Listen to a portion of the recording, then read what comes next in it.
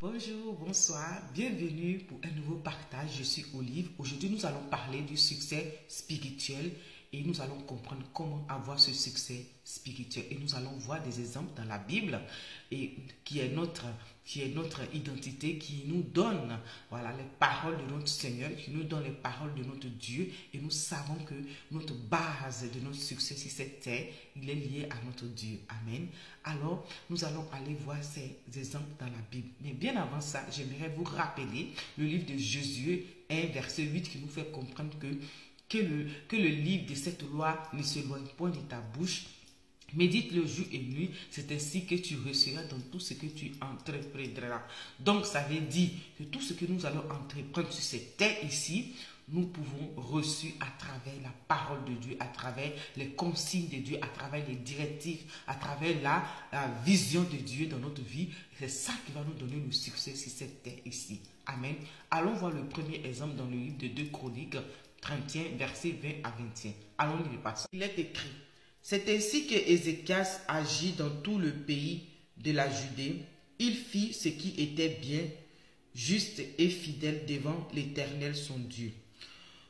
Pour tout ce qu'il entreprit, qu'il s'agissait du service du temple de son Dieu, ou de l'obéissance de la loi ou des commandements, il chercha à plaire à son Dieu de tout son cœur et tout lui réussit.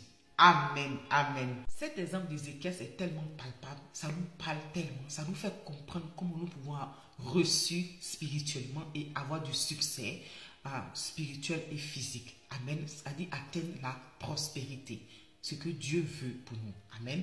Alors, il y a 3 points que j'aimerais vous partager. Le premier point était que Ézéchias, il agissait avec intégrité. C'était un homme intègre parce qu'il faisait ce qui était bien, juste et il était fidèle. Le deuxième point, dans ses entreprises, ce qu'il lui faisait pour lui, il le faisait aussi dans le temple de son Dieu. Il travaillait aussi dans le temple de son Dieu. Amen. Et le troisième point, il était obéissant à la loi et au commandement de son Dieu et il cherchait à plaire à son Dieu. Et la Bible nous fait comprendre que tout ce qu'il fait lui reçut. C'est-à-dire, tout ce qu'il a fait était prospère. Il prospérait parce qu'il a mis ses principes à la base de son succès, c'est-à-dire sa réussite spirituelle et physique. Amen.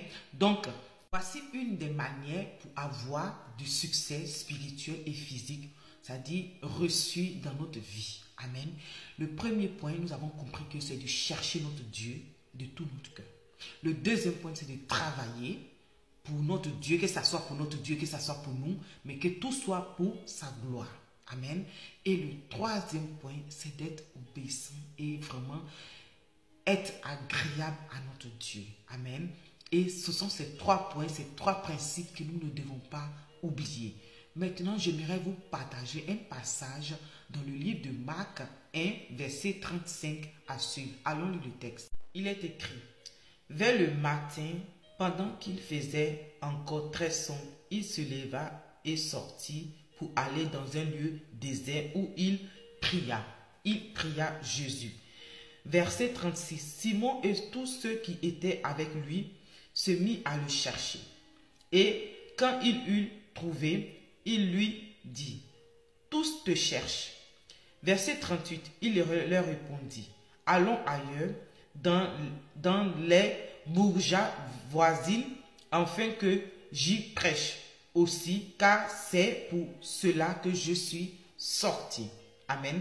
Verset 39, il allait prêcher dans les synagogues partout la Galilée et il chassait les démons.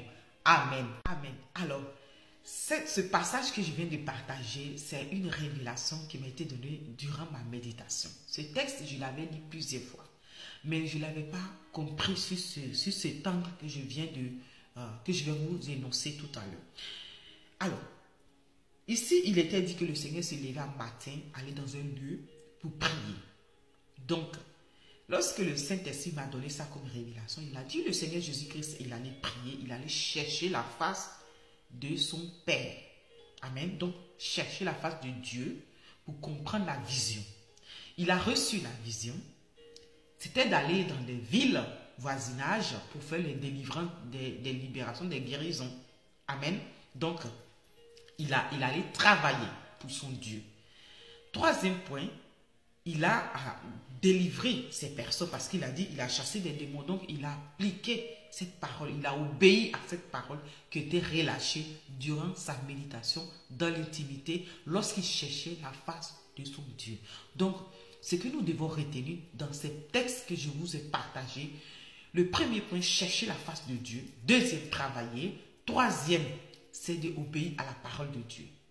Et là, nous pouvons avoir du succès dans notre vie spirituelle et physique. Amen. Il y a beaucoup de lois spirituelles. L'une des lois pour prospérer spirituellement, c'est ce que je viens de vous inviter.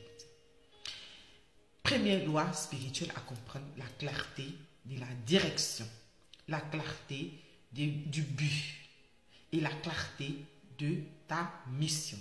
Il est important de comprendre cela. Si tu cherches ton Dieu de tout ton cœur et que tu travailles de tout ton cœur et que tu obéis à sa loi de tout ton cœur, il n'y a personne qui pourra t'arracher le succès. Amen. Il n'y a personne qui pourra t'arracher le succès. Jésus est l'exemple palpable. Jésus a reçu sa mission. Il a eu le succès total sur cette terre.